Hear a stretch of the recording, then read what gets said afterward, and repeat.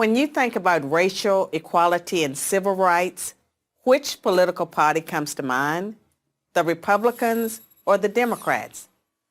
Most people would probably say the Democrats, but this answer is incorrect. Since its founding in 1829, the Democratic Party has fought against every major civil rights initiative and has a long history of discrimination. The Democratic Party defended slavery, started the Civil War, opposed Reconstruction, founded the Ku Klux Klan, imposed segregation, perpetrated lynchings, and fought against the Civil Rights Acts of the 1950s and 1960s. In contrast, the Republican Party was founded in 1854 as an anti-slavery party. Its mission was to stop the spread of slavery into the new Western territories with the aim of abolishing it entirely. This effort, however, was dealt a major blow by the Supreme Court in the 1857 case Dred Scott versus Sandford. The court ruled that slaves aren't citizens, they're property. The 7 justices who voted in favor of slavery, all Democrats. The 2 justices who dissented, both Republicans. The slavery question was, of course, ultimately resolved by a bloody civil war. The commander-in-chief during that war was the first Republican president, Abraham Lincoln, the man who freed the slaves.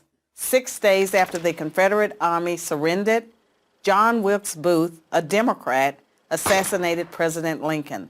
Lincoln's vice president, a Democrat named Andrew Johnson, assumed the presidency.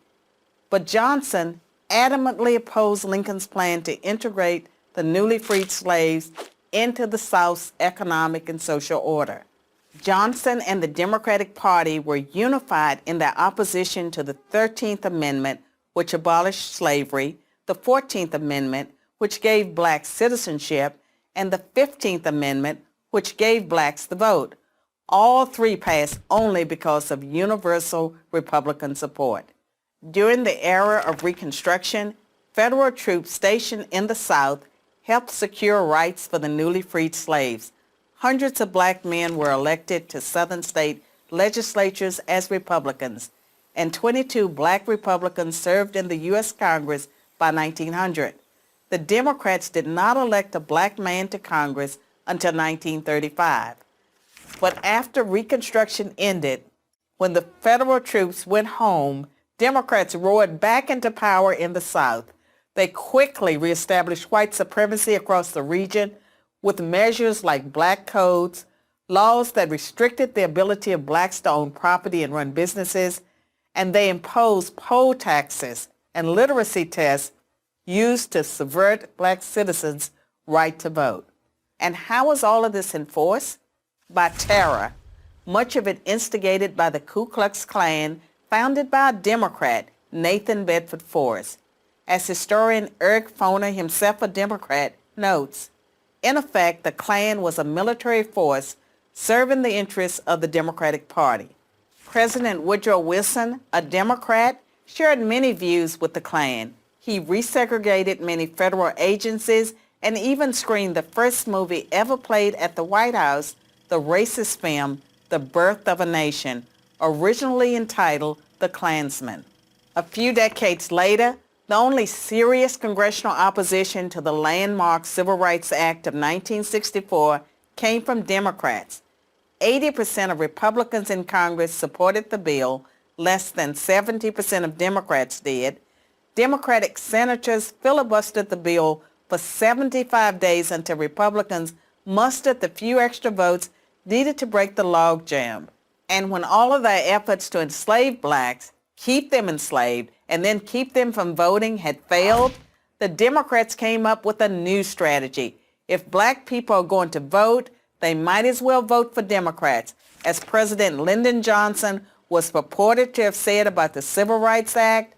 I'll have them voting Democrat for 200 years.